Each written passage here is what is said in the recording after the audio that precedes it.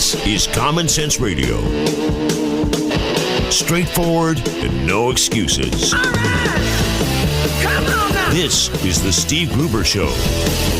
Call me crazy. Oh, yeah. What I said was perfectly right and spot on accurate. Boy's got a mouth like a cannon, always shooting it all. Stop. Got it Yeah, stop. I mean, you're way off script. Got it in me. Gonna quit until it all comes out.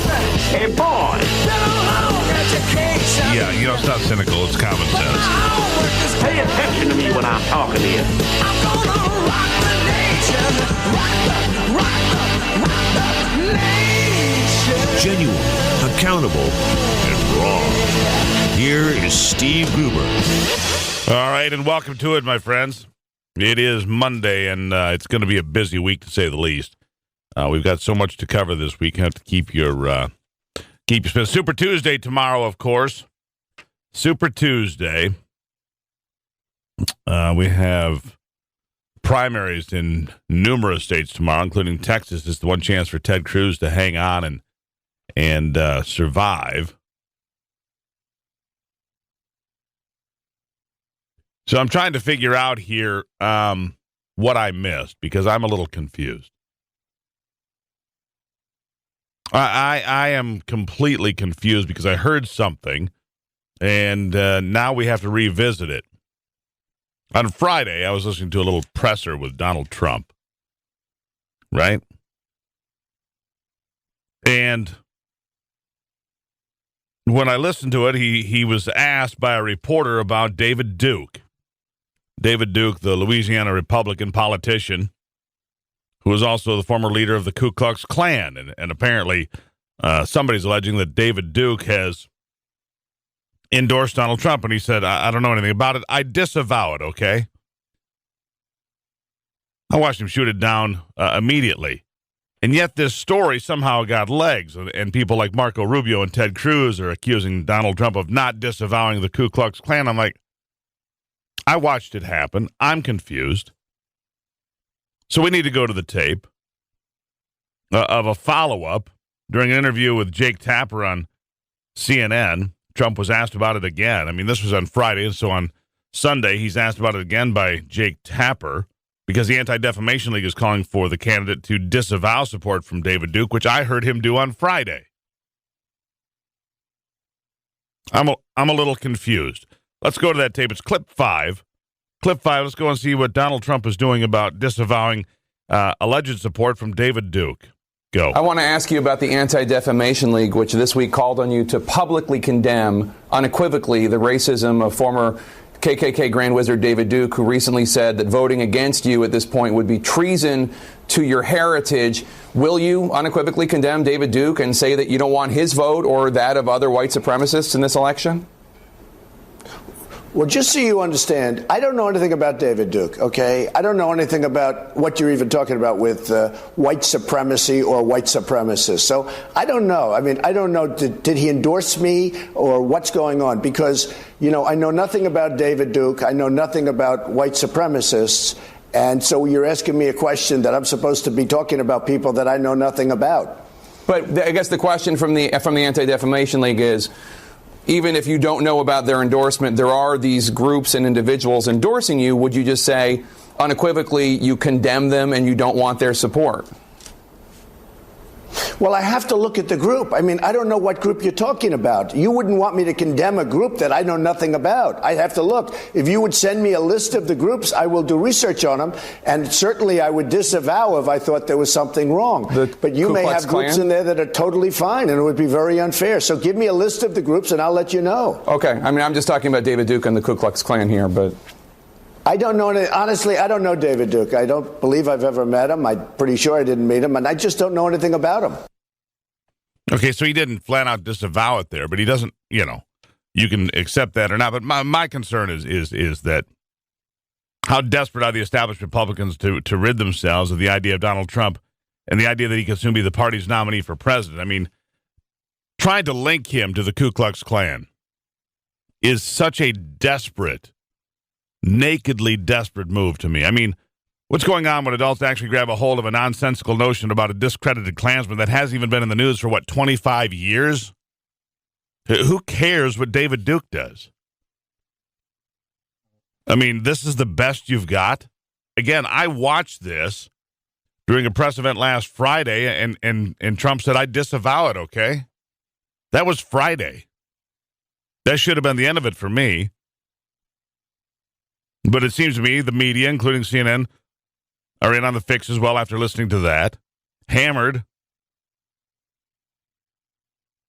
by Jake Tapper there. I don't know anything about David Duke, he said.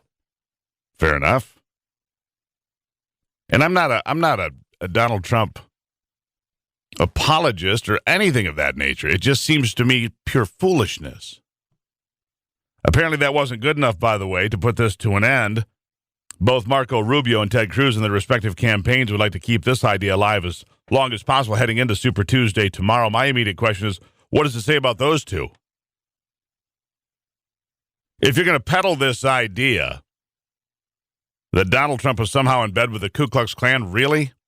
An organization that, pretty well died in this country for the most part more than 40 years ago, and you're trying to make this link? That's how desperate you are. Let's start with Cruz, whose campaign has been under fire in recent weeks for a series of ethically questionable decisions. The Texas senator tweeted out, "Really sad at real Donald Trump. You're better than this. We should all agree racism is wrong. KKK is abhorrent." Not to be outdone, Florida Senator Marco Rubio continued the full frontal and unabashedly dishonest attacks, telling an audience that Trump had refused to repudiate David Duke and the Klan, which is not true. I watched it with my own eyes. It didn't matter. Rubio went on, "We cannot be a party that nominates someone who refuses to condemn white supremacists in the Ku Klux Klan. Not only is it wrong, it makes him unelectable," said Rubio. Is this how far we've gone down into not the rabbit hole, but how about the sewer hole? I would suggest that Ted Cruz and Marco Rubio are lying, and they know it. I saw the event on Friday. Ivy saw the event on Friday. It wasn't even close. He said, I disavow it, okay? That should have been the end of it. He doesn't know who the guy is. He doesn't care. And yet, the establishment is so worried about Donald Trump upending their apple cart, which is more like a cash cart because it's full of money for all of them, between big government, big business, big banks, big everybody. It seems to me they're just afraid of him upsetting the apple cart.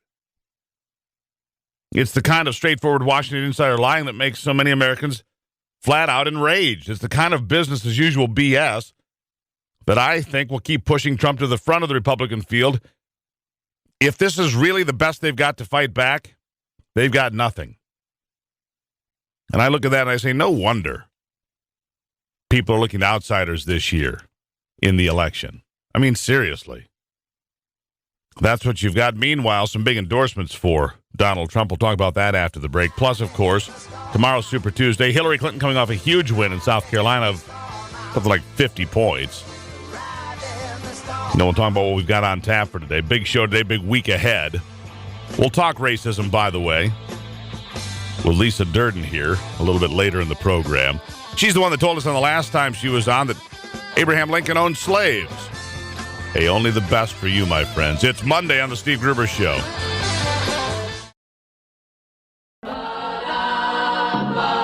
Getting your day started with news from around the state and around the world. Common Sense Radio. This is the Steve Gruber Show. So good to me. Monday morning. All right, welcome back to it. Coming up later on the program, if you missed it on Friday, we had an interesting call from a listener who is a financial planner. So there's a new rule coming down that's going to really create some problems for you as an investor. If you have a 401k or a 529 or a 403b or, medical savings plan, any of those things. New rules, basically, a lot of these folks believe that it's a move by the federal government to steal your retirement plans. So we're going to talk about that. It's really critical. I've dug into it. It appears that there's a lot of trouble there And we'll be talking about that. Also today, Liz Peek will be on the program from Fox News, talking about Trump and Rubio and the Klan. Clark Hodges will be here talking about consumers facing some inflation as we go forward. And, of course, Todd Corster and Sidney Gamrot charged now by the Attorney General for their strange behavior, to say the least. And we'll get to that. But first, Donald Trump, despite this pathetic attempt, it really is, to try to hook Donald Trump to the Ku Klux Klan, really? That's the best? If that's the best you've got, is to try to disparage the front runner with some alleged endorsement from some guy who was a flash in the pan a politician 25 years ago. What do you think? They're having lunch together? Talking about how they can get their hoods measured? I mean, please. It's embarrassing. You don't have an offer for a better country, for a better tax plan, for a better way forward. You're going to stick with Donald Trump got endorsed by David Duke and didn't say he renounced it fast enough. Wow. Meanwhile, Jeff Sessions, the extremely conservative Republican senator from Alabama, came out to endorse Donald Trump. Jeff Sessions says it's time to make America great again. He said a Gang of Eight type of immigration bill will not be passed during Trump's first term. An obvious slam at Marco Rubio. You see, here it is talking about a policy. Also, Governor Chris Christie came out. Chris Christie came out to endorse Donald Trump. So big endorsements rolling in for Donald Trump now. Let's take clip 2. Chris Christie, go. And let me tell you one other thing. You've seen when the pressure has been on.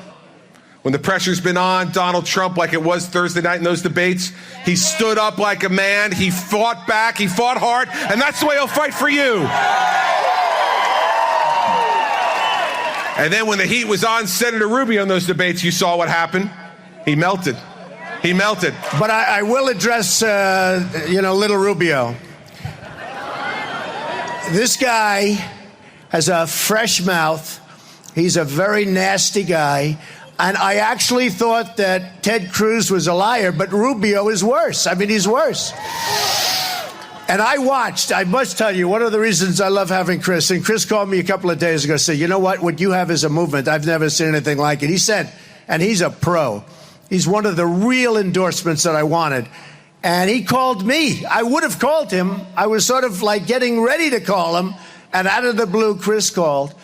And he said, I want to endorse you and your campaign. I've never seen anything like it. And many people have never seen anything like it. I want to thank you all. I would love to win Arkansas. Special place. Many friends. Many friends. I don't want your money. I don't need your money. I don't want it. I want you to go out and vote on Tuesday and just knock them dead. And let's go. Let's create a mandate. We are going to make America great again. We're going to win. We haven't heard that before. I see if Chris Christie comes on board. I don't hear that's enough of Trump. Meanwhile, Ted Cruz says if Trump does, in fact, get on board, this is from CNN's Jake Tapper, that Hillary Clinton will win the election. Clip 3, go. Ever Trump exploded on Twitter this weekend, Republicans saying they will not vote for Donald Trump. Marco Rubio even tweeted it. You have said that electing Donald Trump to the presidency would be a grave mistake. Just for the record, if Trump is the nominee, will you support him? I will support the Republican nominee, period, the end. Okay. But I'll tell you this. Listen, I think if we nominate Donald, Hillary probably beats him. Not only does she get to attack him on a whole host of issues where he agrees with her, but he's described Hillary Clinton as one of the best secretaries of state in history. One of the big scandals with Hillary, I think even bigger than emails, is this Clinton Foundation that was essentially a slush fund, it appears, for foreign governments and foreign individuals and corporations to give 6- and 7-figure checks to the Clintons while she was Secretary of State. Any Republican needs to be able to make that case. Donald can't, because she'll turn to Donald and laugh at him in a debate and say, but Donald, you gave $100,000 to the Clinton Foundation. How could you possibly be complaining? Because he didn't know. And he didn't get something in return for that. It's an easy answer. Come on, Ted. You can do better than that. By the way, Clinton's emails, Ted Cruz is the smartest guy in the room. Just ask him. He'll tell you. He's the smartest guy in the room. He's willing to share that with you, his knowledge, his brilliance. But the State Department will release the final batch of Hillary Clinton emails today, 10 months after the process began. This comes ahead of 11 Super Tuesday contests. But the problem with this, if there's something really big in these emails, a lot of the voters in the Super Tuesday states already voted. They voted ahead of time. Absentee ballot. Can't take it back. You see, there's the problem when your absentee ballots, we started voting 3 months ago. Well, things change in an election. Revelations occur. What if there's a big revelation here? What if Bernie Sanders is, able to capitalize on it? Anyhow, Hillary Clinton's email is coming out today and so much more. After the break, we're going to talk to Professor Alan Sachs, drag him out of bed at the University of Texas at Arlington, get his thoughts on the Klan, Super Tuesday, Hillary Clinton, Ted Cruz, and the whole bunch. We'll be right back on the Steve Gruber Show.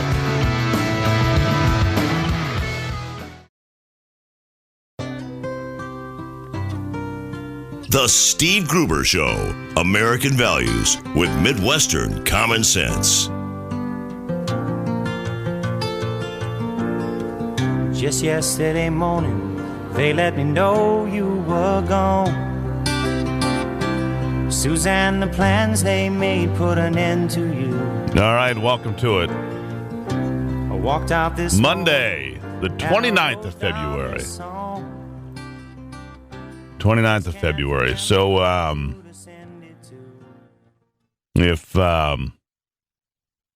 if you're wondering what's going on next, Super Tuesday is tomorrow. Another big snowstorm possibly coming our way. So, we're going to get to our good friend, Professor Alan Sachs, Professor of Political Science. A little crunched for time today. Has to go, embed young minds with knowledge. Professor, welcome to it. Good morning. Thank you very much. All right, here's my question. How desperate is the Republican Party? I say that because here's this thing. I watched Friday, and some reporter asked Donald Trump about the Ku Klux Klan and David Duke, and he goes, I don't know. I disavow that. I don't know what you're talking about. And they pounded it all week, and I'm like, the Republican establishment is trying to link Donald Trump to a guy who hasn't been in the news in 25 years about some endorsement that nobody cares or knows about in an effort to what? Make him linked to the Ku Klux Klan? Is that where we've arrived? Yeah, some people think it's a little too convenient. You make an interesting point. But, there's some people, and David Duke is an odious character. There's no question about that, But I keep remembering there was a president of the United States whose name was Barack Obama, who also had some pretty odious associations that, in his past, like Bill Ayers and people like that, and many others.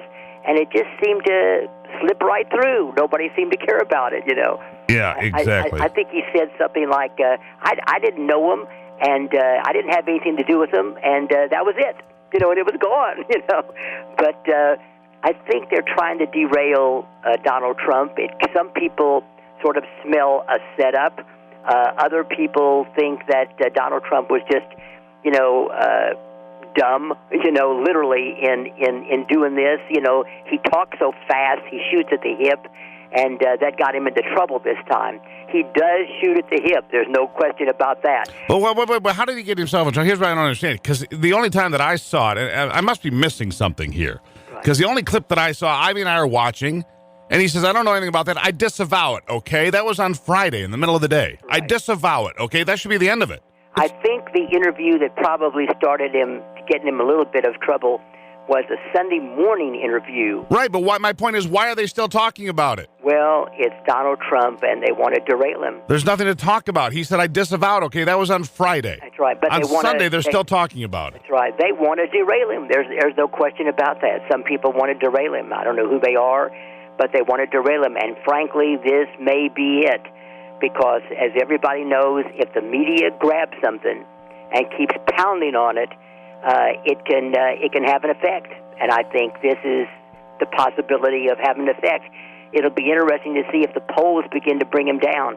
I don't think he's going to win in Texas tomorrow. And there were some polls that came out much earlier last week that showed one poll in particular from a local television station that showed Donald Trump and Ted Cruz almost running neck and neck. In Texas. In Texas, exactly. And here in North Texas, where I am, it showed Donald Trump leading. But subsequent polls have shown the opposite, that Ted Cruz has a pretty good margin ahead of Donald Trump. And there's been early voting. There's early voting here in Texas. And a tremendous number of people have already voted. So it's hard to know what that's going to mean given this information. You know, that was what I was just saying. You know, these people go to the polls, and Hillary's a big batch of Hillary emails coming out today. They say it's the last of it, but, you know, the way the emails keep showing up for her, I wouldn't say it's the last of it. It's the last of this batch, if you will.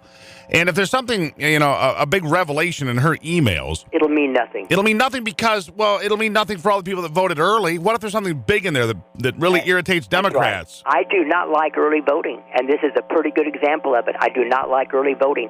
By the way, it's also very interesting how some issues, and I'm talking about Hillary Clinton or President Bill Clinton or President Barack Obama, some things in their life just rolls off.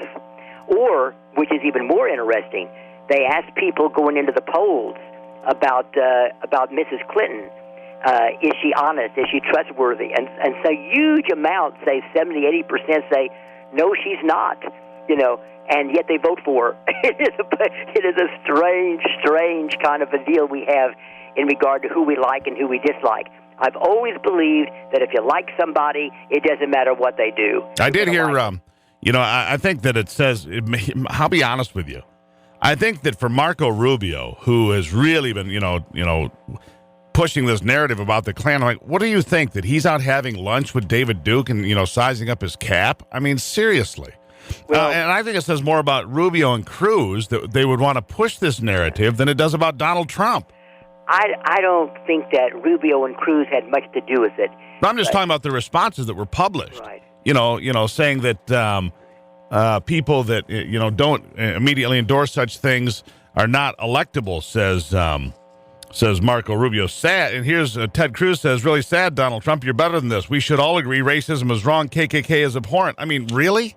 By the way, of course, many candidates, this is not the first time something like this has happened.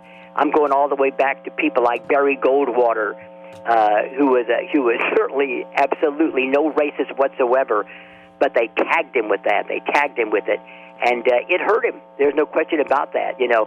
And people come out, and odious people come out and endorse very reputable personalities, and sometimes it hurts, and sometimes it doesn't. I think this one is going to hurt Donald Trump. I think this is going to hurt him, and I'll be interesting to see the polls when it comes out to see if I'm right or not. So you really think an endorsement that he said, I disavow that when he first heard it, is going to hurt him because it doesn't matter what the truth is. They're going to try to link him to the Klan, and somehow that's going to be his... The media. Here comes the media again. If the media is going to pound on it, and it looks like that's what they're doing, if the media is going to pound on it, yeah, it's going to hurt him.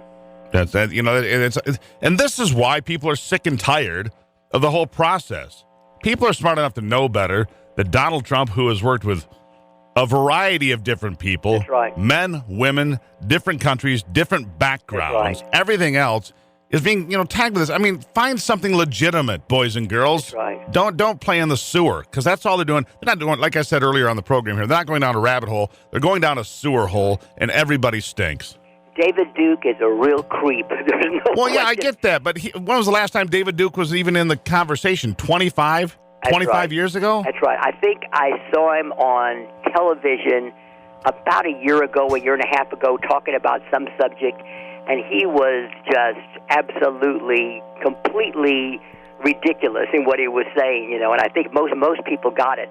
And in fact, I think it was on Fox, if I'm not mistaken, and they cut him off. It was a different subject, and they cut him off, and he said, okay, you don't want me to talk about it, and they just cut him off, I think, at the end, and it was on a particular subject, and that was the last I've heard of him, you know, and that was about a year and a half ago. But you're right, he hasn't been in the news since about 25 or 30 years ago in Louisiana, I think, when he ran for office. I think he was running against a then governor of Louisiana, who eventually went to jail. And the bumper sticker was, "Vote for the crook." I've always loved that. One of the great bumper stickers of all time. Well, the funny thing is, David Duke left office in 1993. So, Right. Close to 25 years. That's after, all the Klan stuff That's came right. to surface. He was a two-time congressman thrown out in 1993, and somehow what he says or does even matters. It's bizarre. Professor, thank you. Thank you, sir. Michigan, born and raised with Midwestern values and Michigan common sense.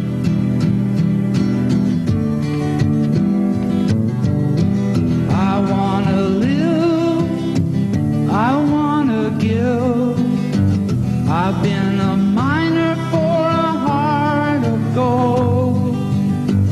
It's these expressions I never give that keep me searching for a heart of gold. All right, so let's just for the fun of it, let me address some hypocrisy just for a moment.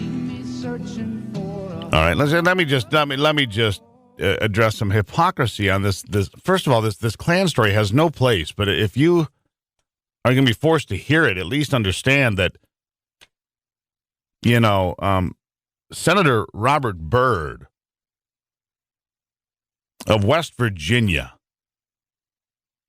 was the grand cyclops of the Ku Klux Klan. He was supported by Hillary Clinton, advanced by Barack Obama to lead the United States Senate during his first term there. Robert Byrd was the grand cyclops of the Ku Klux Klan. Nobody said boo. Nobody said boo.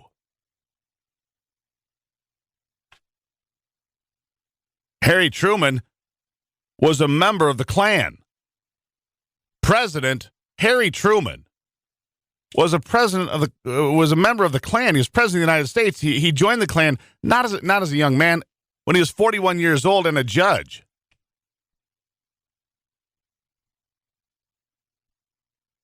Isn't it baffling?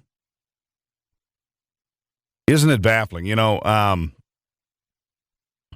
David Duke is a whack job. But he left office in 1993. What he does or says, who cares? Senator Byrd remained active in the Klan for years and years. Years. As an adult, as a man, into the late 60s. And there's all sorts of, you go back through time, find all sorts of people that were connected to the Klan. The Klan was big, in the 1910, 1920, 1930. Through big chunks of this country. Anyhow, I find it unbelievable. Anyhow, prior to this all happening, and I think it's probably going to hold true. Now, maybe Ted Cruz comes and wins Texas, but Republicans ought to be ashamed of themselves to try to make this the conversation. The New York Daily News has a picture of, a hooded Don Trump. Trump for president, with a hooded, in a Klan outfit, if you will. An embarrassing, just embarrassing. Before all this, though, Ohio Governor John Kasich asked about his chances on Super Tuesday, and he said, honestly, I think Trump could win them all. Take clip 4. I think the way in which you beat somebody like Donald Trump is not wrestling in the mud with him, but rather talking about your record, your accomplishments, and your vision.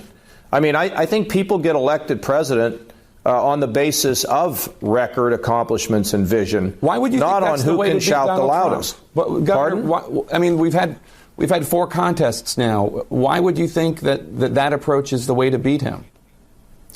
Well, first of all, we're following our campaign plan to right where we wanted it to be. And Jake, I'm the last governor standing. And we went from 16 down like 4 or 5. I think I'm doing just fine. And Jake, I've won a lot of elections in my lifetime. And by the way, I'm beating Hillary Clinton by more than anybody else in the field. So why would I change? Well, I mean, no offense, but you haven't won a contest, and it doesn't look like you're going to win any on Tuesday. And no, I think Trump's probably going to win probably all of them. But you keep holding your own, and we have our campaign plan. I mean, everybody has to do it the way they want to do it. Well, let's and talk our about way your of doing campaign it was, our campaign plan was ultimately to, hold our own in some of these places, and we will, I expect, and then we're going to head north. And then they're going to head north. Mm-hmm.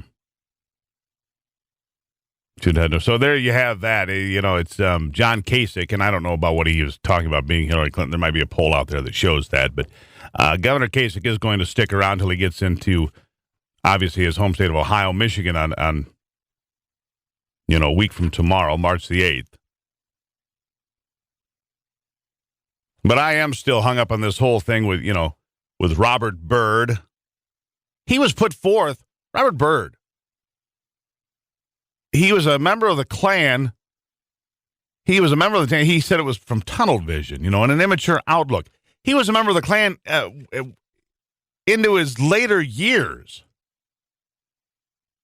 Into his later years, he wrote to the Grand Wizard, "The Klan is needed today as never before, and I'm anxious to see its rebirth in West Virginia and in every state of the nation."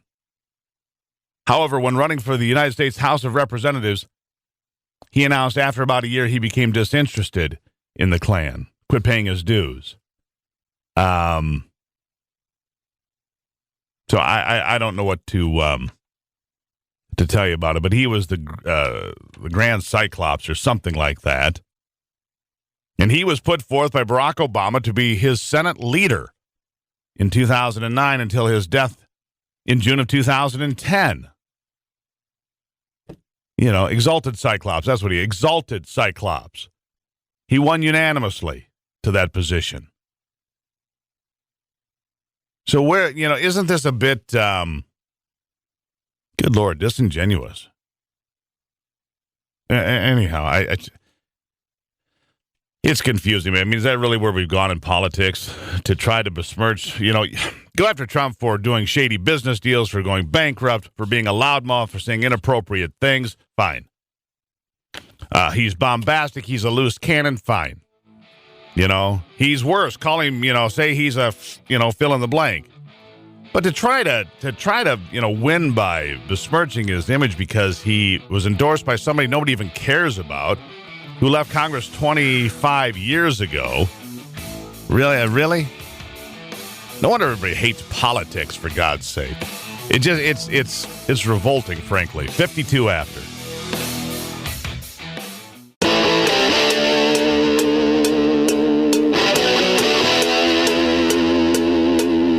This is Common Sense Radio.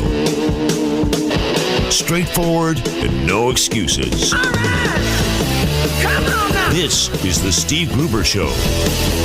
Call me crazy. Oh, yeah. What I said was perfectly right and spot on accurate. Boy's got a mouth like a cannon, always shooting it all. Stop. Yeah, stop. I mean, you're way off script. Hey, boy.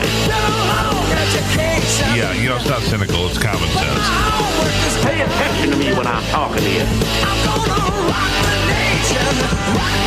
Rock the nation. Genuine, accountable, and raw. Here is Steve Gruber. All right, welcome to it, my friends. A lot to talk about this week. Super Tuesday tomorrow, of course, and the campaigns are in full brawl right now. Except for Hillary, of course, her deal is rigged. I mean, with superdelegates, and no, seriously, with superdelegates, she can't lose. She's already got, 10 times as many delegates as Bernie, even though they've only gone like 3 or 4 places. Yes, she won in South Carolina, but coming out of New Hampshire, I think Hillary Clinton still had more delegates than Bernie Sanders after he basically won in Iowa, which some believe he actually did, and won by a crushing margin in New Hampshire. So, another big snowstorm headed to southern Michigan tomorrow, potentially areas of 8 and 10 inches of snow again with wind through the middle of the state. Again, look for areas like Lansing and Flint, Saginaw to get a fair amount of snow. I'll look for an updated forecast.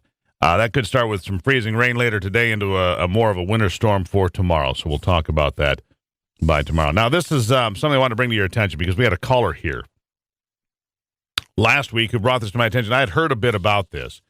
But upon further review, I find it frightening, frankly. A new rule coming from the Obama administration that has not yet been approved and probably never will be by Congress or voted on by anyone you sent to Washington is setting the federal government on a path to seize control of your retirement accounts. Pay attention.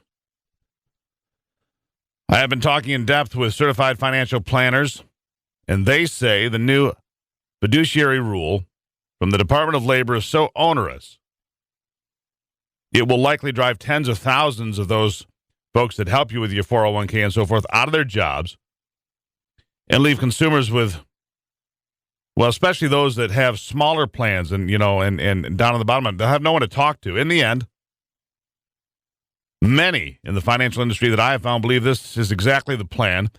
It will leave the government in a position to come to the rescue by taking over retirement accounts of millions and millions of Americans, at least 7 million in the first round from what I've read.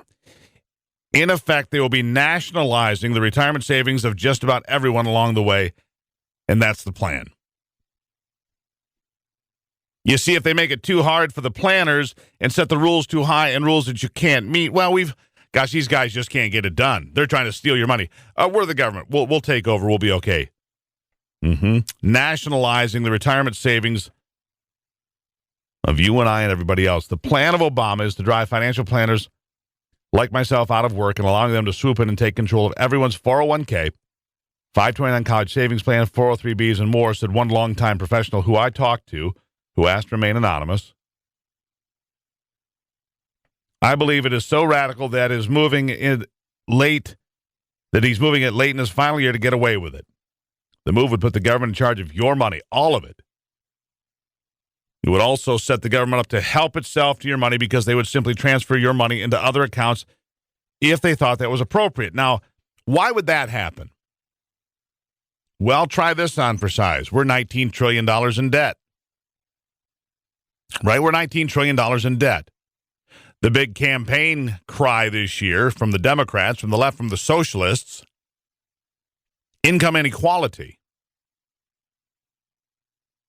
So this massive theft would occur under the guise of you have more than enough money and there are millions of poor families out there and poor people, and it's only fair. The narrative would be pushed under the now familiar banners of white privilege, income inequality, like I said, and of course, America is not a fair place and we must level the playing field, among other things. You wouldn't have this except for white privilege. You wouldn't have this except for income inequality and systemic racism. And if you think it couldn't happen, look what they did in Greece. When Greece had its debt crisis, savings accounts got a haircut of about 40%. That money was directly deposited into government coffers. So if the government has control of your savings plan, your 401k, and they say, well, gee, you've been working your whole life, and you've got $1 million here in this 401k. Nobody needs $1 million. Who do you think you are? You clearly can get by on half that. You can probably get by on less than half of that. You don't need that kind of money. You've got Social Security. The government will take care of you. And they steal your money. Just remember this. Just because the law says it's legal or the law says it's okay, doesn't mean it is. Just because the law provides for the government to steal from you, doesn't make it okay. Senator Ron Johnson of Wisconsin, the Security and Exchange Commission, and others oppose the new Department of Labor fiduciary rule, but it is set to take effect in April despite loud objections. President Obama is planning to steal the retirement savings of millions of Americans, according to my anonymous sources. The rules put forth by the new plan are impossible to meet, according to all of my sources. It will also allow investors to sue for damages if a financial advisor is wrong and people lose their money. It's funny how the government penalizes those who actually save money. They do that now in the form of stifling capital gains taxes, taxes you make on interest, and tax on investments. but now will allow you to file suit against those just trying to help you earn a return. Remember, if you invest $1 and you make 50 cents back, you get taxed hard on that. But if you lose that $1, what do you get for it? Do you get to write it off on taxes? No. Do you get anything for it? No. So just so I understand, if I go out and work my tail off and earn $1, and I invest that $1, you're going to tax me again. And by investing that $1, I create jobs in small businesses and medium businesses and large corporations by investing my $1 that I worked hard for, sweeping floors. But if I lose that $1, tough luck to me. That's right. You got it. Because no investments are guaranteed, and you can always lose your money.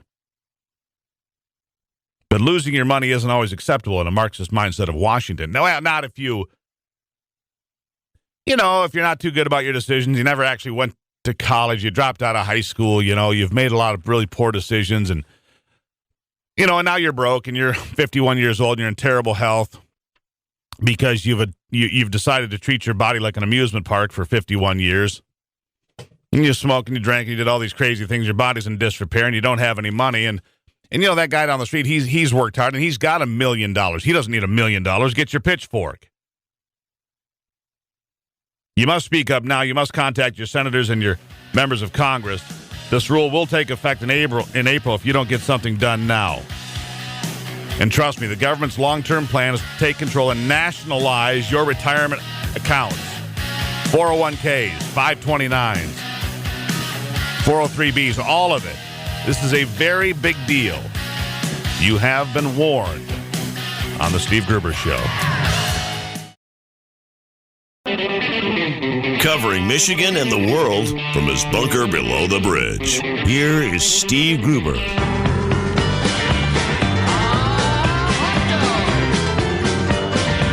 All right, just when you thought it was safe to return to the state legislature, here they come again. Yeah, I guess I hadn't been paying attention to this for a while. I knew it was out there, but I didn't pay a lot of attention to it for a while. But all of a sudden, here it comes. Attorney General Bill Schuette filing charges against Todd Courser and Cindy Gamrat. And one of the charges against Courser, more serious than the others, in my estimation, lying under oath, a 15-year felony, if I'm not mistaken. Kyle Malin from MERS News here to talk more about this. Kyle, welcome back to the program. Hey, it's my pleasure, Steve. So I guess maybe you had a better idea that this was coming. Surprised me a little bit. I kind of knew it was out there, but, I'd lost track of it. It's kind of I hadn't heard from these two in a while, and I was actually okay with that. Yeah, you and me both. Just when we thought that this whole saga was over, here we go with some criminal charges. And, I was kind of surprised, Steve, because I guess I felt like maybe a criminal investigation would maybe find some additional information that we didn't know before, or raise some questions, or provide us something a little different. And I don't know if this investigation did at all. There's 4 felonies that were brought forward. 4 felonies for Courser, 2 for Gamrat. The one for Courser was lying under oath, as you said, and then 3 misconducts in office. And then for Cindy Gamrat, it was 2 misconducts in office.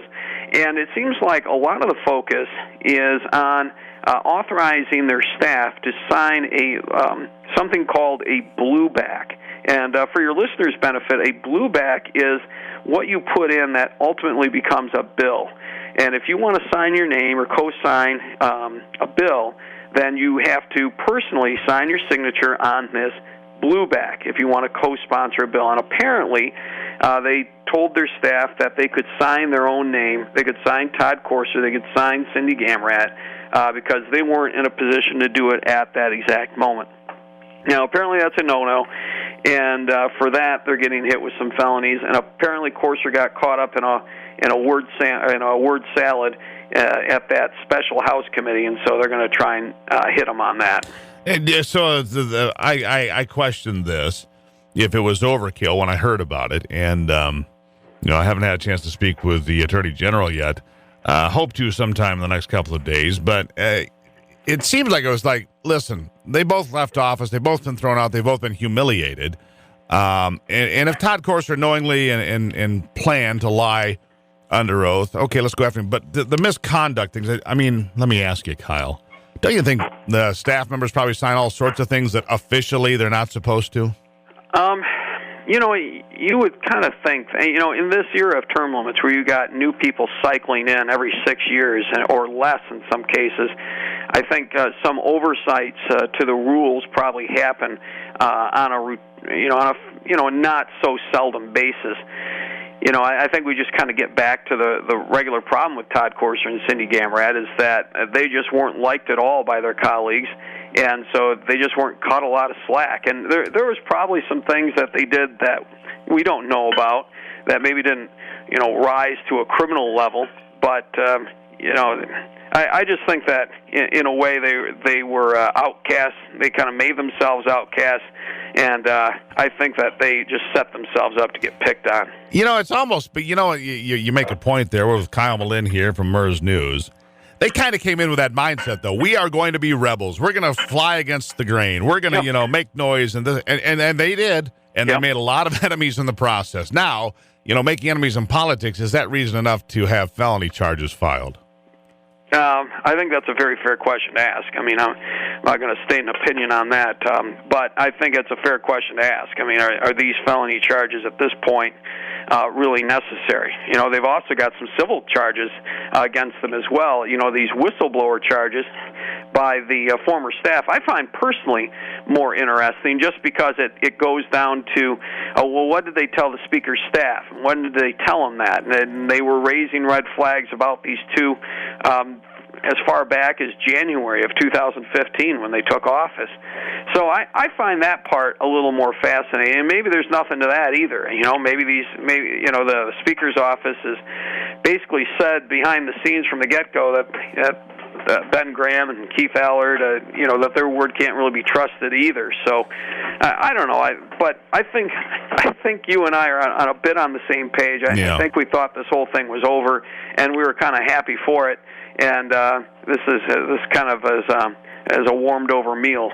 Yeah, I wonder if if these two even have the financial wherewithal anymore to defend themselves against the state of Michigan and the Attorney General's office, who has basically unlimited resources. You have to consider the fact that Courser and Gamrat, probably spent a fair amount of their money trying to survive the last set of problems they had.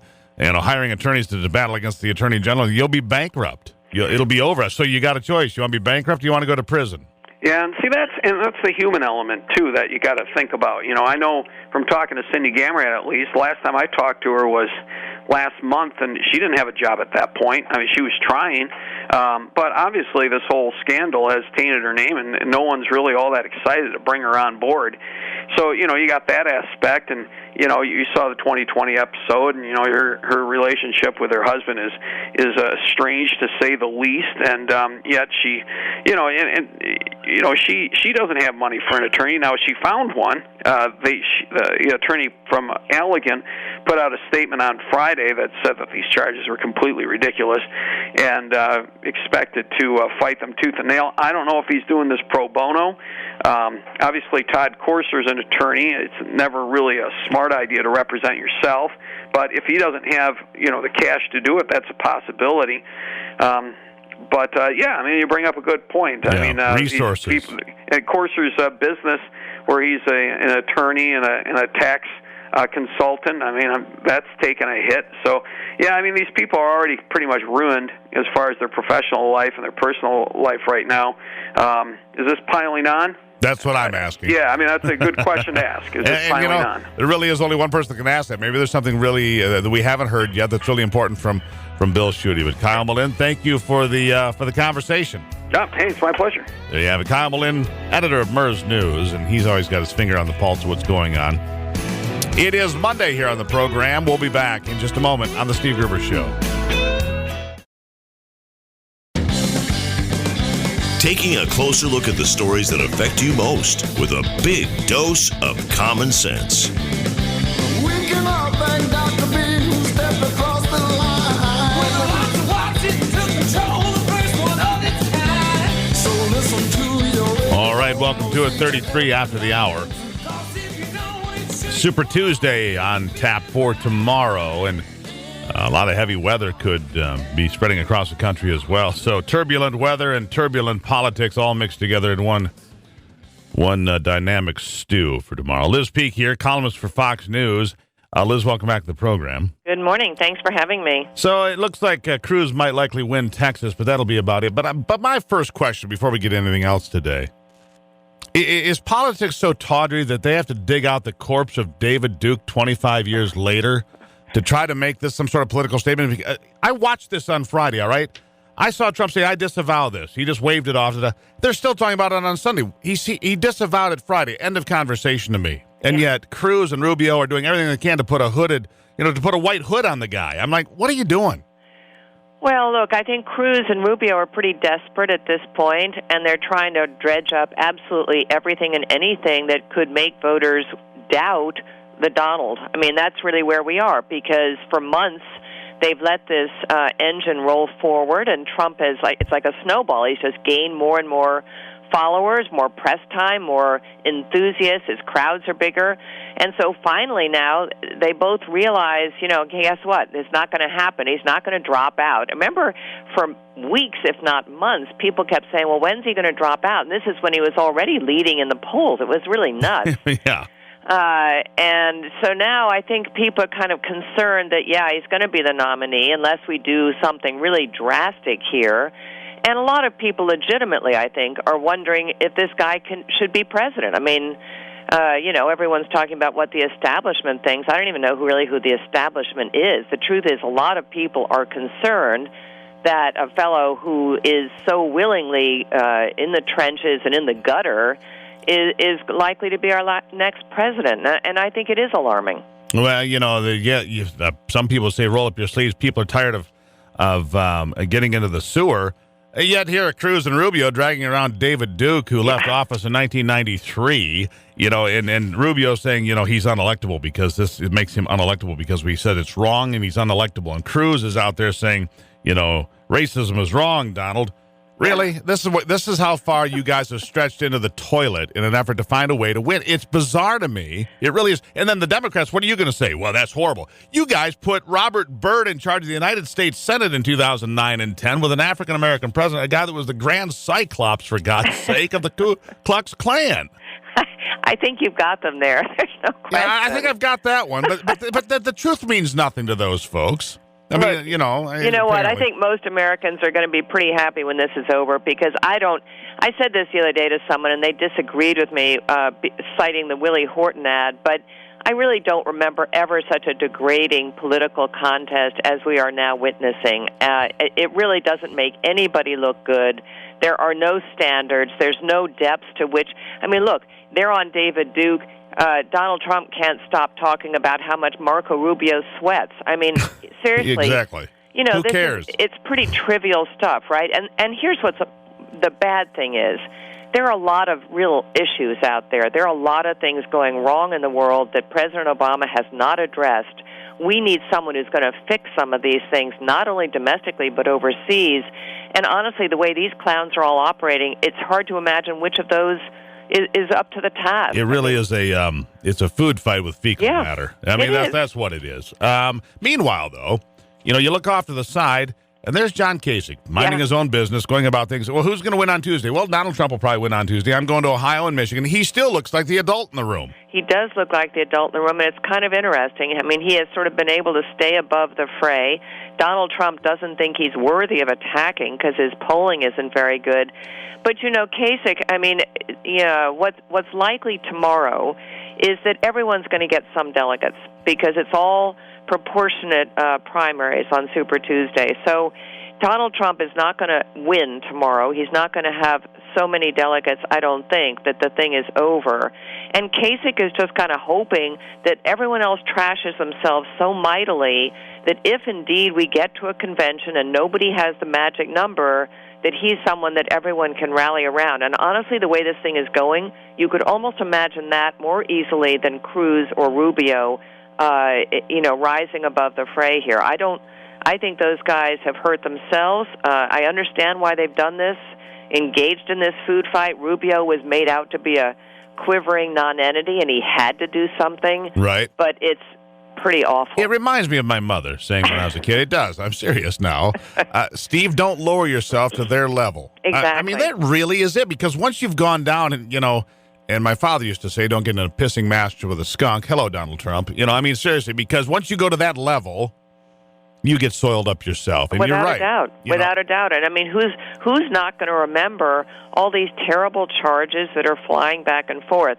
I mean, Kasich, to his credit, has kind of what everyone wanted in a candidate coming into this race. Lo, these many months ago, he has executive experience. He also has experience in Congress. He's got a pretty good resume, and he appeals to moderate Republicans. Now, look, Donald Trump has opened up the tent to an enormous number of people who've never participated before, who probably have, if they have participated, many of them have been Democrats or independents leaning Democratic. So you have to say his group is not going to go away easily into the night. But I think, that people may start to question his authenticity. I mean, I think Rubio has done one thing very smartly, which is if Trump's main message is about immigration, the fact that he has hired foreign workers, both legal and illegal, to work on his projects and work in his hotels, you do have to wonder, does he really care about American workers, or is this just a convenient thing to get a lot of people worked up and in his column? I think, is he a fraud? I mean, I think that's an interesting question, and I'm sure there are people around the country kind of going now, well, wait a minute, that doesn't seem right. I thought he really opposed Ford going to Mexico to build cars. Wait, what? He's getting his stuff made in China? These are issues that resonate with people because it lacks credibility. And, Donald Trump can talk about, well, everybody makes stuff in China. Okay, but he's the person who's supposed to be advocating against that. So I think some of the things that have been dredged up, not the David Duke thing, although that's just silly. I mean, to me, that's preposterous. David Duke left office in 1993. Well, and who he endorsed and what he does. What is somebody sitting there waiting for him to say something? Say, hey, look who he endorsed. Yeah, I know. It's so nonsensical. All right, all right, handicap it for me here in the last 30 seconds, Liz. Tomorrow, Hillary's probably going to walk away with a lot. I think Hillary basically is a shoe-in now. Even in Massachusetts, I gather that her numbers are kind of growing and Sanders is diminishing. That's a state that he really should have been able to hold. I think she's fine. She's going to be the nominee, and that should be really good news for Republicans because there's not great enthusiasm out there for Hillary Clinton. You could practically run anyone against Hillary Clinton, and they should do fairly well. But, there's the rub, right? I mean, the Republicans the circular firing squad's doing pretty well at picking off all the candidates. Yeah, it's like I said, it's a food fight, but they're using fecal matter. Yeah, it's a little ugly in there. We'll see what happens, Liz. We'll have you back. Thanks. Have a great day. You too. Bye-bye. Liz Peek, everybody. Greatly appreciate her time, as always. It's the Steve Gruber Show. We'll be right back.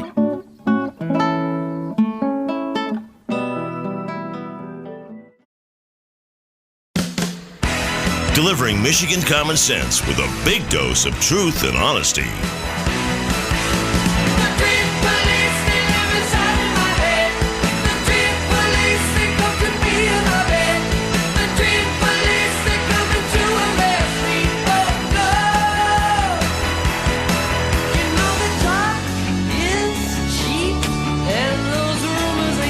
All right.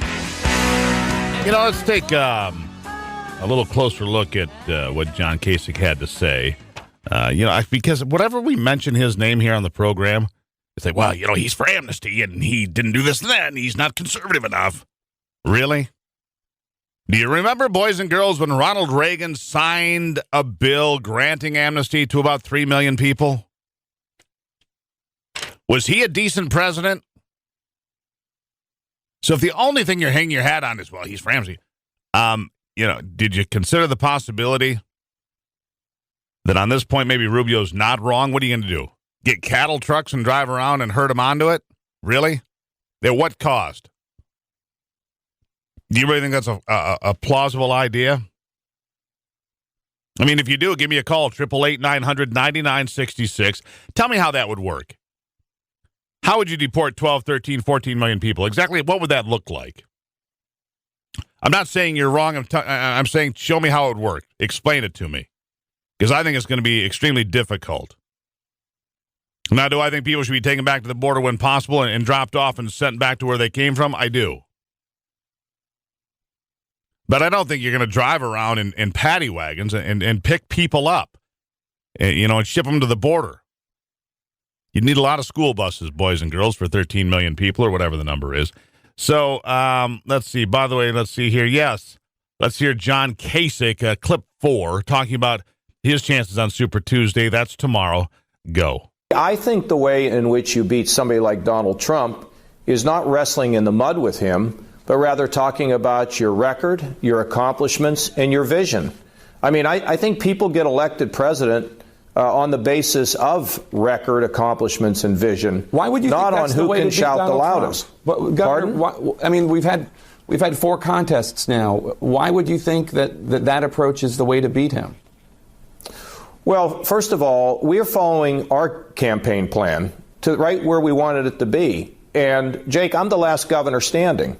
And we went from 16 down like 4 or 5. I think I'm doing just fine. And Jake, I've won a lot of elections in my lifetime. And by the way, I'm beating Hillary Clinton by more than anybody else in the field. So why would I change? Well, I mean, no offense, but you haven't won a contest, and it doesn't look like you're going to win any on Tuesday. And no, I think Trump's probably going to win probably all of them. But you keep holding your own, and we have our campaign plan.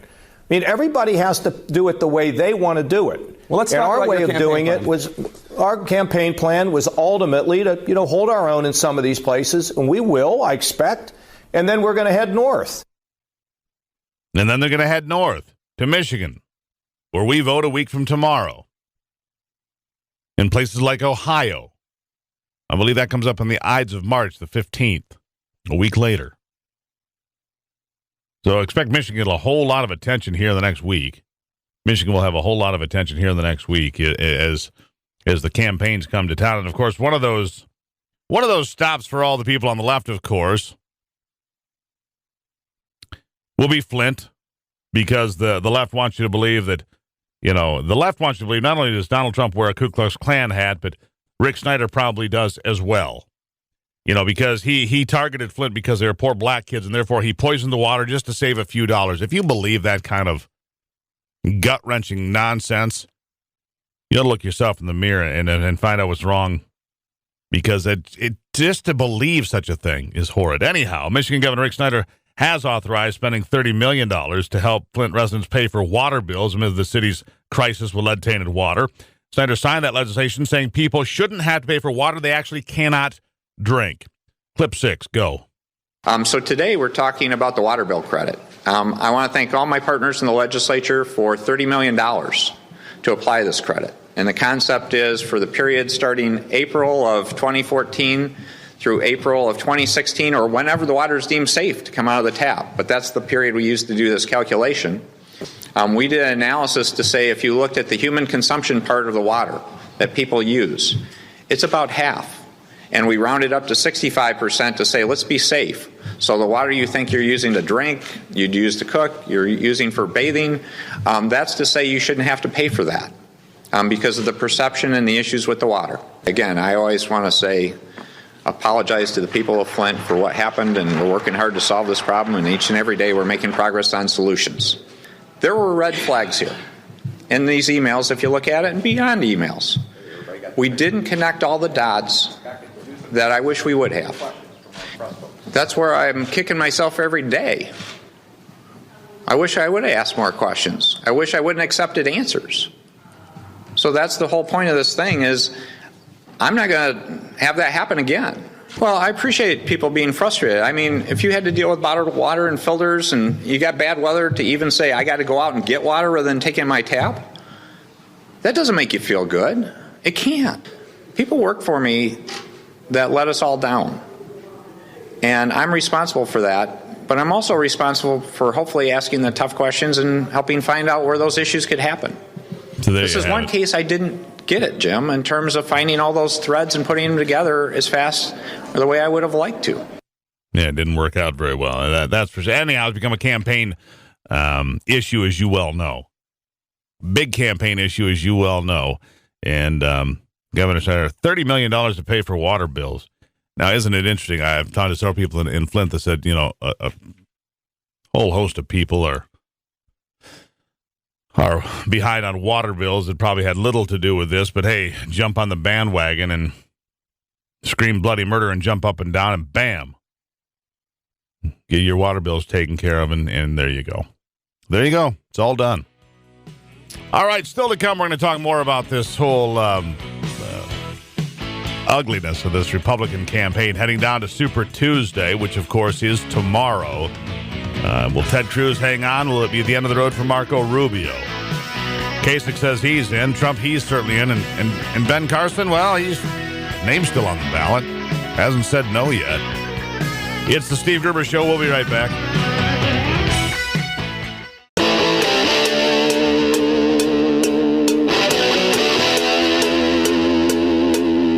This is Common Sense Radio. Straightforward and no excuses. All right. Come on now. This is the Steve Gruber Show. Call me crazy. Oh, yeah. What I said was perfectly right and spot on accurate. Boy's got a mouth like a cannon, always shooting it all. Stop. Yeah, stop. I mean, you're way off script. Got it in me, gonna quit until it all comes out.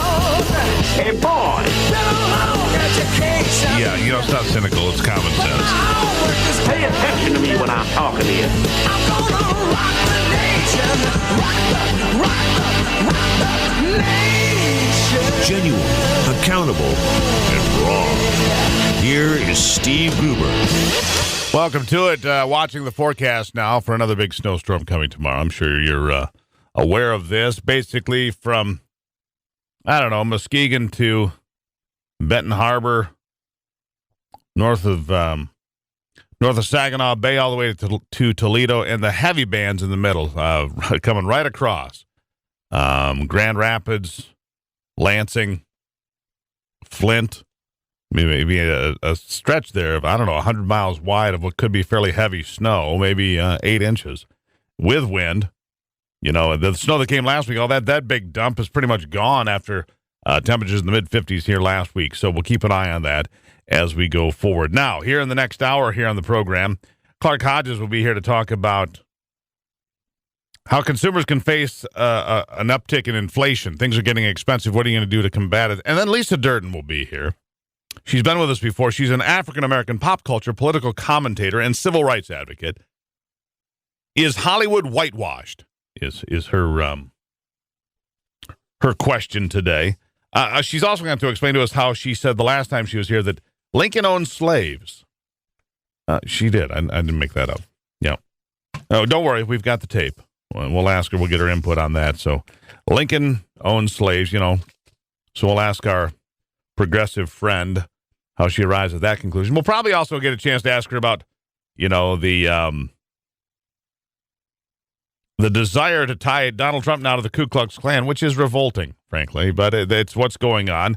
And the question is, how desperate are the establishment Republicans, the establishment media, and Democrats themselves to rid themselves of the idea that Donald Trump might not only be the Republican nominee for president, but some believe could be the 45th president. They've gone so far to link him, the billionaire, to the Ku Klux Klan. What's going on when adults actually grab a hold of a nonsensical notion about a discredited Klansman that hasn't been in the news for some 25 years just to smear the GOP frontrunner? During a press event last Friday, a reporter point-blanked Trump about being endorsed by former Klan leader and Louisiana Republican David Duke. Trump clearly had no idea what the reporter was asking or talking about, but didn't hesitate in saying, I disavow it, okay, and waved him off. I watched it happen. Ivy and I watched him shoot down the ridiculous question. We were sitting there together watching the little clip on TVs. We've got this stuff in the background all the time. Caught my attention. We both saw it happen without blinking an eye. He dismissed it as utter nonsense. But did it go away for the weekend? Of course not. Now why would it? In fact, he got hamstringed a little bit on Jake Tapper's State of the Union on CNN. Trump saying, I don't even understand what this is about. I don't know who this guy is. I don't know what you're talking about white supremacy. In fact, we should just hear it. It's clip 5. Here is Donald Trump on CNN asking about an Anti-Defamation League's call for the presidential candidate to disavow support from David Duke and other white supremacists. Go. I want to ask you about the Anti-Defamation League, which this week called on you to publicly condemn unequivocally the racism of former KKK Grand Wizard David Duke, who recently said that voting against you at this point would be treason to your heritage. Will you unequivocally condemn David Duke and say that you don't want his vote or that of other white supremacists in this election? Well, just so you understand, I don't know anything about David Duke, okay? I don't know anything about what you're even talking about with white supremacy or white supremacists. So I don't know. I mean, I don't know, did he endorse me or what's going on? Because, you know, I know nothing about David Duke. I know nothing about white supremacists. And so you're asking me a question that I'm supposed to be talking about people that I know nothing about. But I guess the question from the Anti-Defamation League is, even if you don't know about their endorsement, there are these groups and individuals endorsing you. Would you just say unequivocally you condemn them and you don't want their support? Well, I have to look at the group. I mean, I don't know what group you're talking about. You wouldn't want me to condemn a group that I know nothing about. I have to look. If you would send me a list of the groups, I will do research on them, and certainly I would disavow if I thought there was something wrong.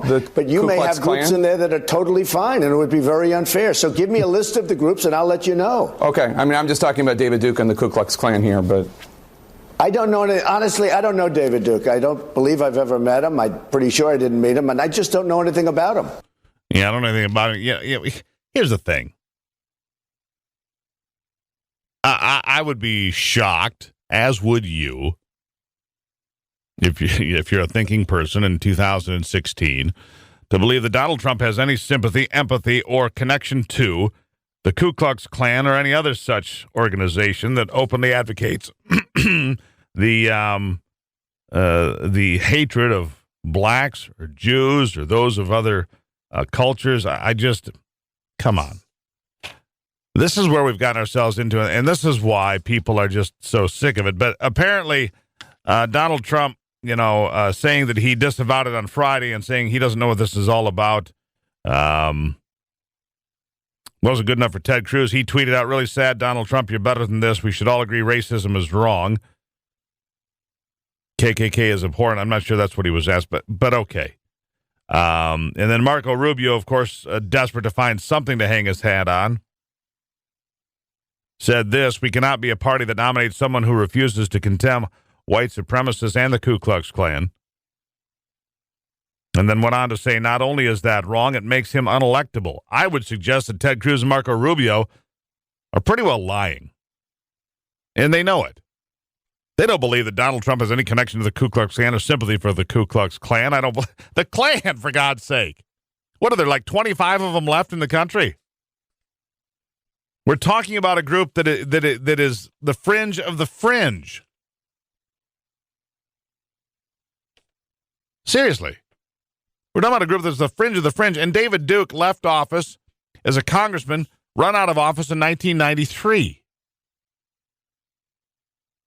So I would suggest that Marco Rubio and Ted Cruz are lying about this whole thing, and doing so, it puts them in the same league as the Democratic frontrunner, which makes them unelectable. I mean, clean up your act, guys. It is the kind of straightforward Washington insider lying that makes so many Americans enraged. It's the kind of business as usual BS. Besmirch somebody, smear somebody, throw something on them. You know it's not true, but hey, we've got an election to win. It doesn't matter. You got to get out there. You got to get down in the gutter with them, roll around a little bit, get them dirty. That's where you're going to win. Okay. Negative ads I get. Hard campaigning I get. But trying to link Trump to the Klan, I think it's beyond the pale. I do think it's beyond the pale. I think it's too much. And I think that Rubio and Cruz are scared to death about tomorrow's results across the country. Cruz may win in Texas, but that may be his saving grace. I don't know if Rubio wins anywhere tomorrow. I believe Donald Trump will. 14 after, and of course, a week from tomorrow, the Michigan primary, right in the heartland. First heartland primary. It's the Steve Gruber Show.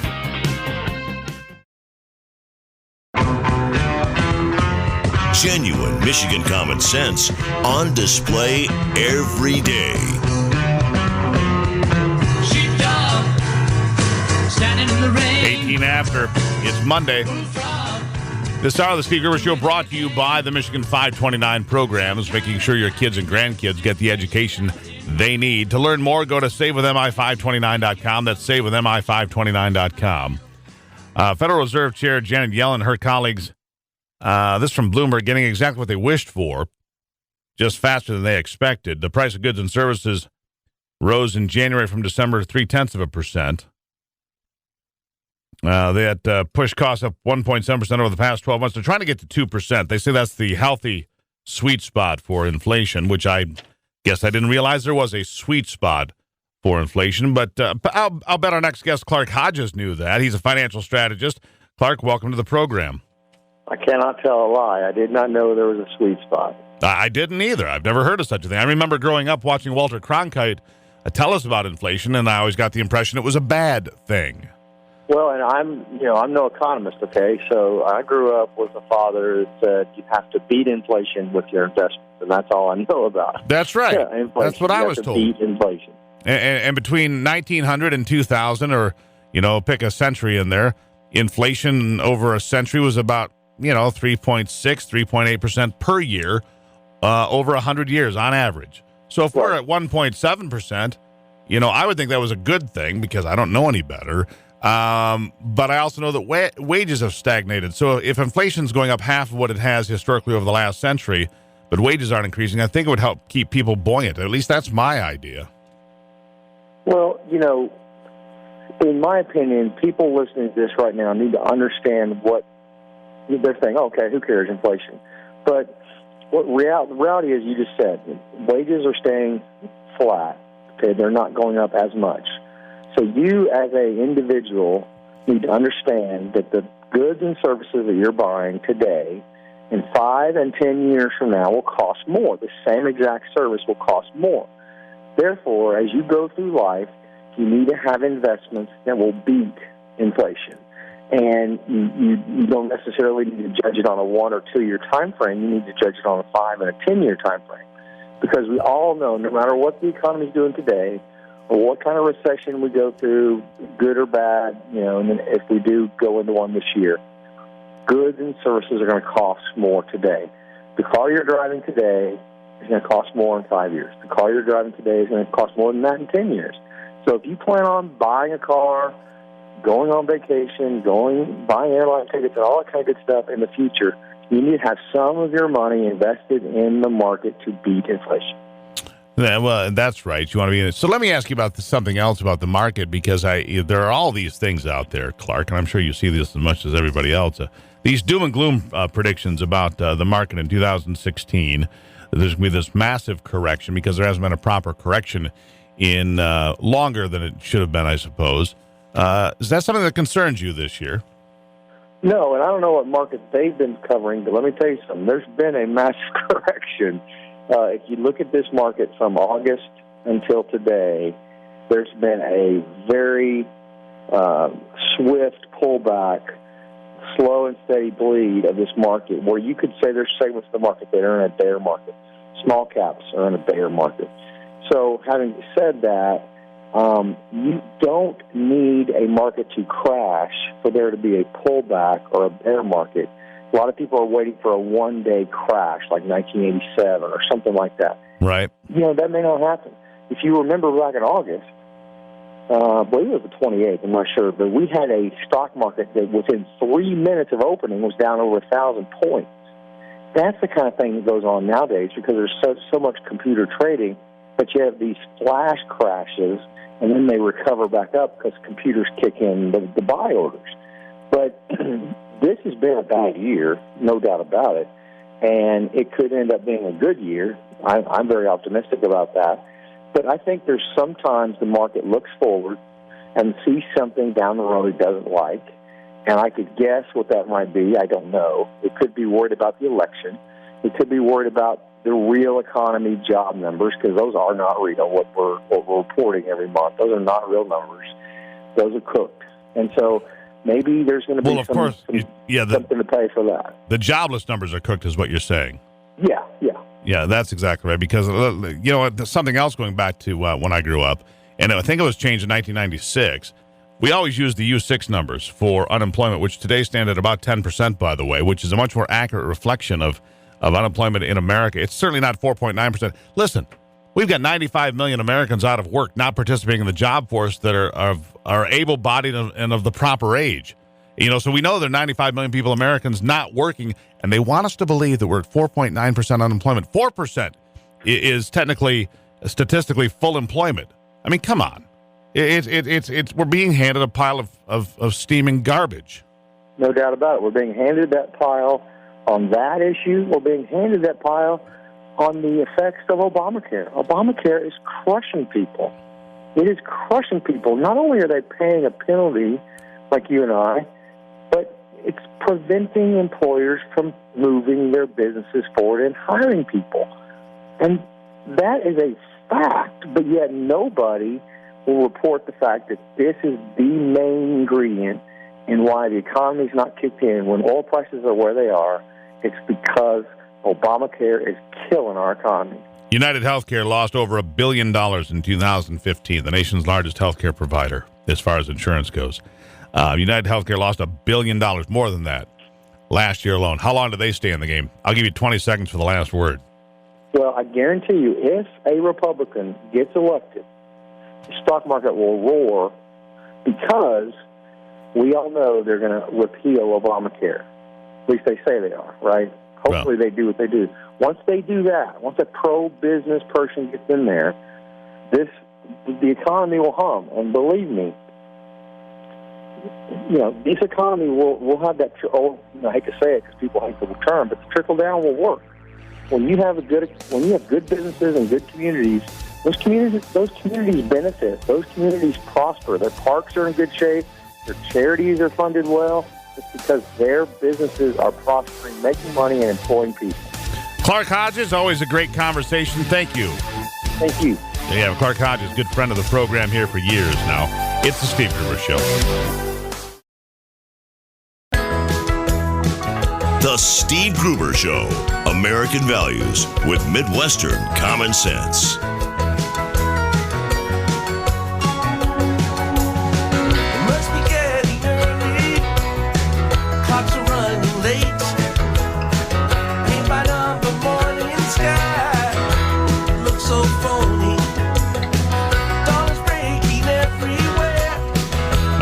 Welcome back to it. A lot of discussion about race these days when it comes to politics in South Carolina. Black voters propelling Hillary Clinton to a big victory over the weekend in the South Carolina primary. But I have never seen so much vitriol and hate coming out of the Bernie Sanders supporters on places like Reddit.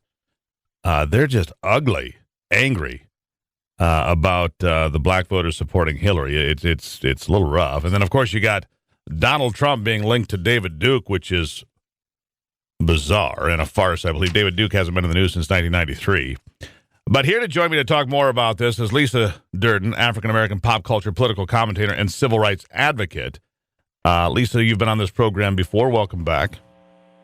Thank you so much. I appreciate it. I have a question for you, though. We have to clear something up from the last time you were here. Yes. You may or may not recall, but the last time you were here, we were talking about symbols of people like Woodrow Wilson and different statues and so forth that maybe should not be removed from campuses because they were, I don't know, reinforcing the idea of racism and so forth and slavery and so forth. But you made the comment here on the program that Abraham Lincoln had owned slaves. So I've been confused about that ever since. I was a little flabbergasted by it, but you said that here on the program, and you must have been mistaken. You're confused that Abraham Lincoln owned slaves? We're not. Who's not? Black folks. We know our history. Abraham Lincoln owned slaves, and don't be confused. Abraham Lincoln also freed the slaves, not because he loved slaves, he loved black folks. He loved black folks. He freed the slaves because he wanted to win the Civil War, and he needed more bodies. He didn't do it. Oh, there was it right there. Abraham Lincoln didn't own any slaves, Lisa. I mean, there's no historical record for that.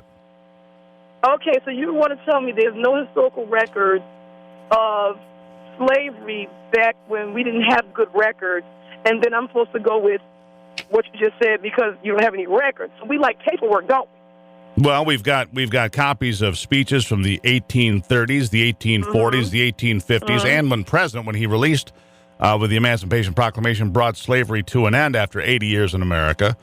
Yeah, you're the first person, the only person I've ever heard that had the notion that Abraham Lincoln owned slaves. Okay, well then you heard it here first. All right, so what is your... You don't know any black people. Well, I'm going to say it's absurd, but what is the foundation? I'm not going to debate with you about something you want me to present paperwork from that happened 400 years ago or so, because that means we're going to just have a circular conversation that will end nowhere. I'm making a definitive statement. Abraham Lincoln owned slaves. That's it. Now, if you want me to prove that, then we'll be on here till I get old and die. Because it's hard to prove stuff where there's no documentation that you would be satisfied with.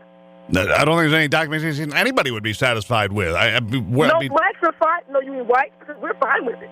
We know the facts. All blacks, keep straight. All blacks understand. We know. You know that. So all black people know something that. That's one more 7 minutes. I'm confused. I'm sorry. What were you saying? I said, is there any source for it? I mean, any document, anything you can point to, anything. With black folks, that's the guy with it is. Wait, what'd you say? I'm sorry. I said, Lisa, is there anything you can point to? You said black folks know that Abraham Lincoln's owned slaves. Is there any source you can anything you can point to give us any? Yeah, Lincoln. Yeah, the source is Lisa. Lincoln owned slaves. Okay. I mean, so there is no source. This will be a never-ending conversation. We'll never get to the Oscars. Well, right, but because there's no foundation for it. Okay, so to the Oscars, and there's no historical basis for it, but so be it. All right, so the movie industry is a straight white boys club, according to you and others. Tell me about that. A white boys club. Yeah, that's. Are the Oscars racist? Lisa, are the Oscars racist? Yeah, if you got to ask me that. Wow, of course it's racist. Absolutely. Where did you see that? Every year they take a photo of all of the Oscars, of all the nominees. Did you see that photo? It was very telling. They're all white. Did you see that gigantic photo of all the nominees? Did you see that photo? Yes, ma'am. Photo. All right. Okay, where are people of color of any color? Where are the people of color? Latinos, African Americans, Native Americans, anybody of color, Asians. Where are they? Yes, all white. That ain't right. So, what do you think should be? You think there's systemic racism in Hollywood that something should be done about this? I mean, so there's systemic racism in the United States of America and really around the nation. Mm-hmm. But we'll just stick with America. No, I don't think in a blink of an eye, in some monologue that Chris Rock does, is going to just all of a sudden dissipate. What I think specifically to the Hollywood issue and the racism that is obviously apparent through the Oscars. They need to do what they're planning on doing, which is kind of diversify the committee. And then what they also need to do is really mean it. So now all of these films that are coming out hire people of color to be writers and directors. Don't give me the directions to tell me. And then you also need to make sure that we have production companies producing our films, and you greenlight those films that are done by people of color, not just African American people, but people of color in general. Mm-hmm. So once you have more films coming through there, it's a numbers game too. If you got 50 films for the year from white, and then 1 or 2 black films, even though they blew up, then it's going to be hard for them to see the options. So if you've got an equal number or close to an equal number of films of people of color coming through there, then the committee can see the array of different films from people of color. You can see the array of different directors hired to direct films of color or not, and you can be able to, do those kinds of things and elect those kinds of people. So you think we need more? Yeah. So should people be nominated solely on their? Should they be nominated on their ability and their merits, or how should people be nominated? Well, of course. So let's be real clear. Some real bad white films over the 88 years of the Oscars have been nominated. Well, I'm not talking about 88 years. I'm talking, let's just focus on the last 20. I'm saying this question is being asked when we're going to be nominated. Well, of course, we don't want anybody nominated who's terrible, but plenty of white folks who've been nominated were terrible, bad white actors, bad white directors, bad white writers, bad white movies, and some were good. So every white person that has ever won was not necessarily deserving of it. So we can't ask that question now because blacks want to be nominated too, or people of color, or we want to just give them. We don't want to be given anything. We want to be nominated equal to whites up against the competition, just like they're being nominated. That's all. And now let the best person win. Don't ask that question now because we're making an argument that we're not being nominated at all. You're telling me no black films that were out was better than any of the white films? Come on. Okay, hold that thought right there, Lisa. I'm gonna let you take a break for a second, sort out your business Take a right break. there. Oh God, my voice is going. No problem. You'll be fine. We'll be right back. Okay. Yeah, we'll be right back. The phone number is 888-900-9966. I know you're itching. 888-900-9966. Check it out.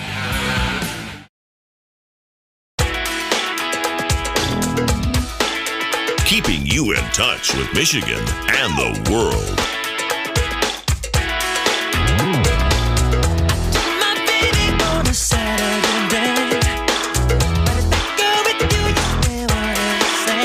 All right, welcome back to it. One last couple of things here on the Oscars. Then I have a couple other questions here for Lisa Durden, African-American pop culture political commentator and civil rights advocate.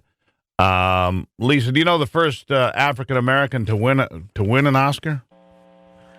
Hattie McDaniel? Yes. You got it. Just making sure we're on line with that. You know, there have been a lot of African-Americans nominated and won big awards. Big awards. A lot? I don't know. I mean, really? Morgan Freeman's one of the best. What's a lot? I don't know. Morgan Freeman's a great actor. Cuba Gooding Jr. is a great actor. Samuel Jackson should have won. He got cheated in Pulp Fiction. One of the greatest, A lot of us got cheated. Angela Bassett got cheated, and what's love got to do with it? I mean, the list is long. But let me just tell people something. You know, I love it when white folks say, but you guys have had people, and you just said a lot. I don't think it's been a lot. But I'll just make sure to clarify what I mean by a lot is incorrect.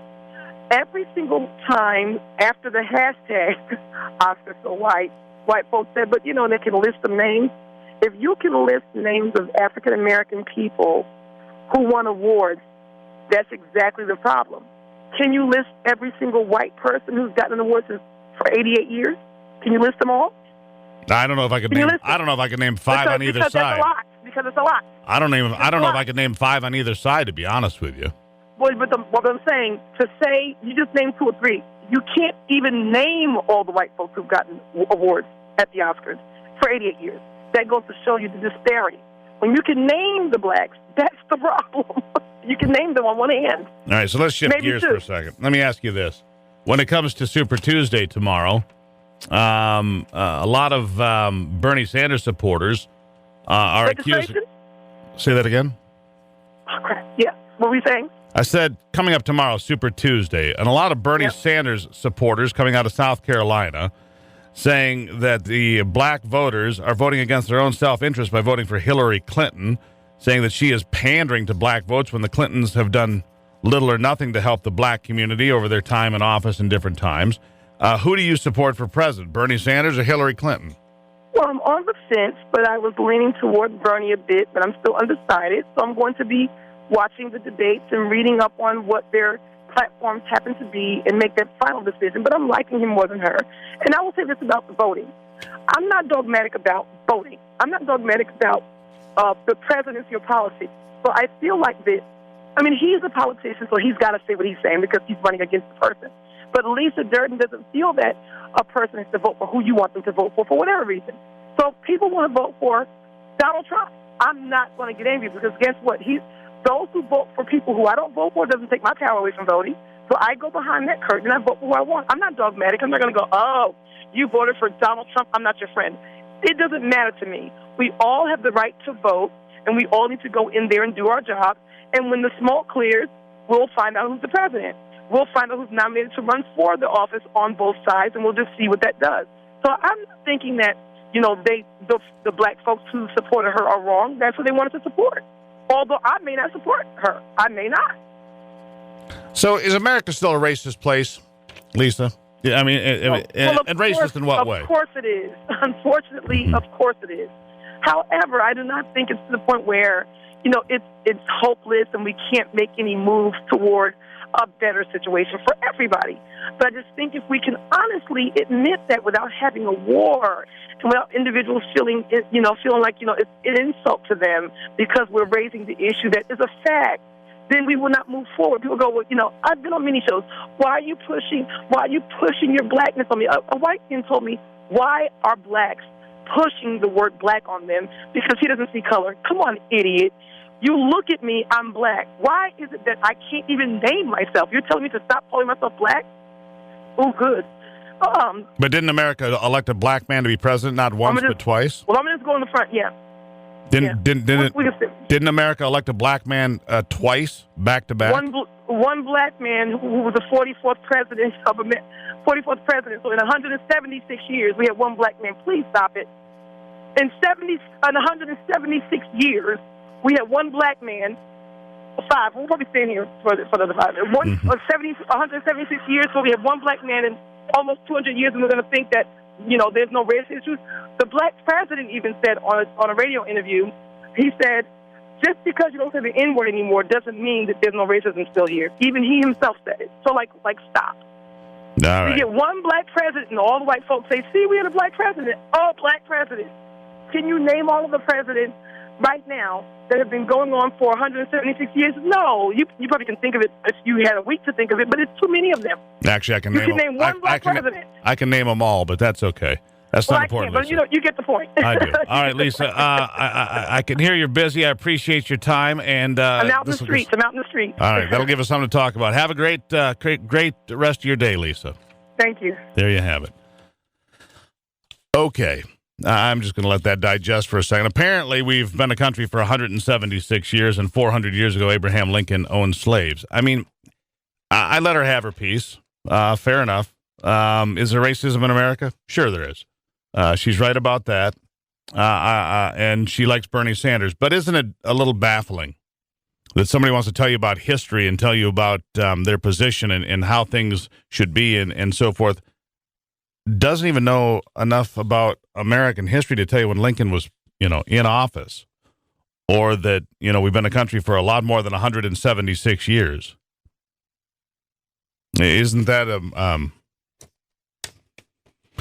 a bit disconcerting, to say the least?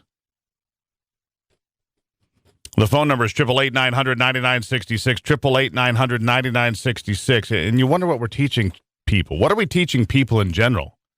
America's a bad place, and I don't know. Yeah, I just wanted to give you a taste. But she stands by that Lincoln owned slaves, and I'm rarely shocked to the point of being near speechless, but I'm right close. That was Lisa Durden, African American pop culture, political commentator, and civil rights advocate. Political commentator who doesn't know how long we've been a country. Weird. It's Monday on the Steve Gruber Show. I told you would enjoy it. Or get outraged, or whatever.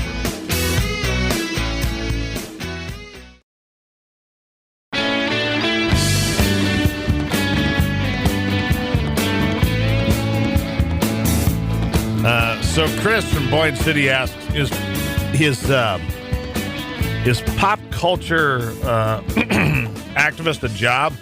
Apparently it is. All right, let's go to Gianni. We have time for a couple of quick phone calls here on the hotline. Gianni's on the hotline. Welcome to it, Gianni. Hi, good morning. I wish it was still on. I was just curious, what was your definition of a black movie or movie of color? Like, is there a ratio of... Is there like a ratio? Per movie, or is it the producer that has to be black? I mean...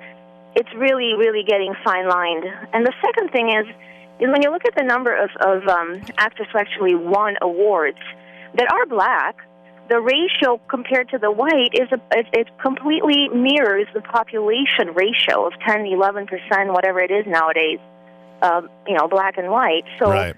why shift into one preferentially versus the other just because of the color of your skin? I don't understand that. I think we call that racism, Gianni. Anyhow. That is right. That's right. Thank you for checking in. I got a chance for one more phone call here. David on the line in Grand Rapids. David, welcome to it. All right. One, how many whites have won the BET Awards? Two, as you finished, racism is taught. And that's the question should have been asked. What's being taught? Because, yeah. What's being taught? You're teaching racism instead of trying to build unity. And, it's her judgment, and she's forcing her judgment on you and the way she wants it to be judged, not on a basis of, anything else. And it's quite irritating, and Obama's done what he said. Well, there's trying a lot to transform this country. Radically transform. David, I greatly appreciate the call. I did have a couple of folks send me messages here saying, hey, you've got a lot of patience. How did you put up with that? Why would you let her go on like that? Listen, I think it's important to hear voices like that. People that think Abraham Lincoln, first of all, that he lived 400 years ago and owned slaves, that's important to know. The fact that she thinks the country's 176 years old, probably doesn't know when the Declaration of Independence was signed or where, but wants to be a political commentator in America on the problems we have. The problem we have at many levels is education, like David pointed out. Good education and bad. Think about that for the rest of the day. We'll talk tomorrow on The Steve Gruber Show.